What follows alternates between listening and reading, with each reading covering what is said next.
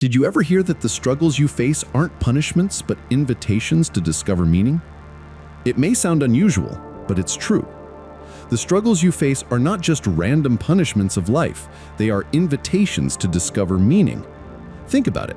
Every great story we admire, whether it's a hero from history, a philosopher, or even a character from a novel, is remembered not because their life was easy, but because they endured hardship and transformed it into something meaningful.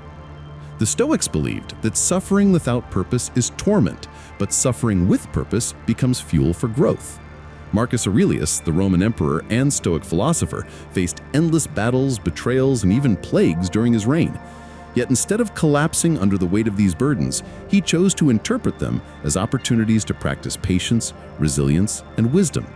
His private journal, Meditations, was never written for fame, but as a way to remind himself that endurance gains meaning when it's tied to virtue.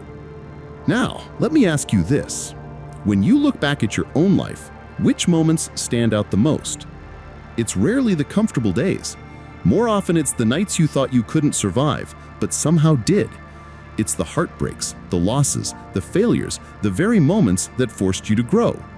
This is why endurance is not just about lasting longer, it's about lasting with meaning. But meaning doesn't appear on its own. It's something we create. Viktor Frankl, a psychiatrist and survivor of the Holocaust, explained this beautifully in his book, Man's Search for Meaning. He said that even in the most inhumane conditions, people could survive if they found a why to live for. The why gives strength to face any how. Stoicism aligns with this idea.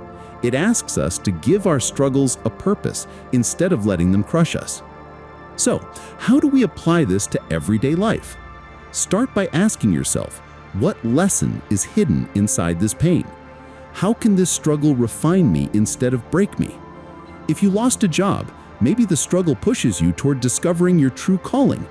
If you experienced betrayal, maybe it strengthens your boundaries and self-respect. If you faced illness, maybe it awakens gratitude for life itself. When you connect suffering to meaning, something shifts inside you. You stop asking, "Why me?" and start saying, "Try me." This small change in perspective is powerful. It turns endurance into strength and suffering into wisdom. And here's the beauty. When you begin to live this way, not only do you endure better, but you also inspire others. Your resilience becomes a lighthouse for those lost in their own storms. You prove that endurance is not just survival, but transformation.